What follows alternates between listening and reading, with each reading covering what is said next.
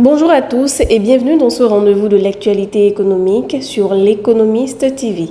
Ce 10 décembre 2025, la commission de l'UEMOA à Ouagadougou organise la deuxième édition de la journée régionale de la statistique réunissant l'ensemble de la communauté statistique de l'Union. L'événement a pour objectif de mettre en avant les innovations en matière de données et leur rôle dans la construction d'une société plus juste et inclusive. Un panel de haut niveau débattra de l'impact des nouvelles technologies, des méthodes de collecte et des outils de diffusion sur la gouvernance et la prise de décision. La rencontre servira également de cadre pour présenter les plateformes numériques développées par la Commission et les instituts nationaux de statistiques destinés à renforcer la transparence et l'accessibilité des données. Responsables de l'Union, organisations internationales, experts nationaux et partenaires techniques y participeront pour souligner l'importance stratégique d'une production statistique fiable au service du développement régional. Entre-temps, la Banque africaine de développement a accordé un don de 5,2 millions de dollars pour lancer avec la Fédération panafricaine des comptables un vaste programme visant à combler le déficit de comptables et d'audits qualifiés dans les administrations publiques africaines. Présenté à Johannesburg, le projet entend harmoniser les normes comptables, moderniser les outils professionnels et renforcer les organismes nationaux de régulation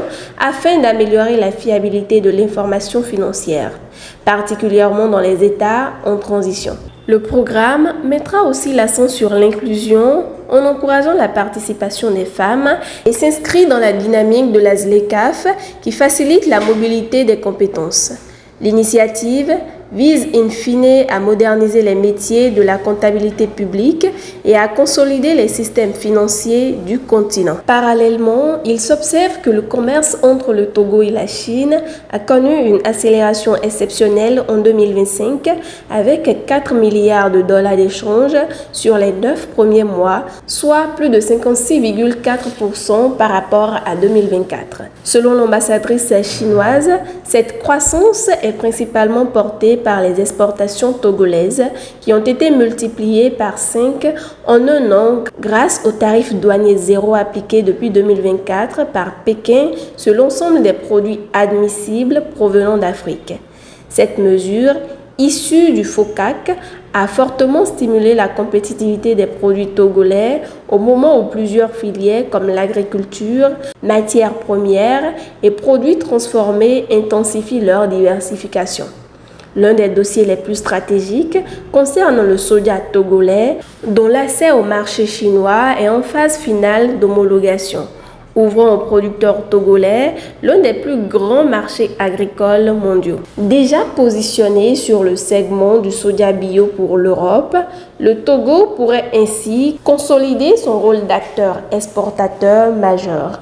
Pour la Chine, cette montée en puissance s'inscrit dans le renforcement du partenariat stratégique global établi avec Lomé depuis 2024. Restons dans le domaine agricole avec la production du soja qui a connu en 2025 une expansion fulgurante sur le marché mondial du soja, portée par une demande chinoise appelée à dépasser 110 millions de tonnes, un record historique. Sur les premiers mois, la Chine a déjà importé 103,79 millions de tonnes, soit une hausse de 6,9% en un an. Cette dynamique s'appuie sur la poursuite des achats massifs en Amérique du Sud, notamment le Brésil, couvrant jusqu'à 85% des importations en septembre, et l'Argentine, près de 9%, ainsi que la reprise des importations depuis les États-Unis. Après l'accord entre Donald Trump et Xi Jinping en Corée du Sud, les exportateurs américains ont relancé leurs ventes, avec 2,7 millions de tonnes déjà réservées depuis fin octobre. Washington vise 12 millions de tonnes vendues avant la fin de l'année et au moins 25 millions de tonnes par an pour les 3 prochaines années, renforçant la place centrale de la Chine dans le commerce mondial du soja. Chers amis internautes, ce sera tout pour ce point d'actualité économique. Merci de nous avoir suivis et à très vite.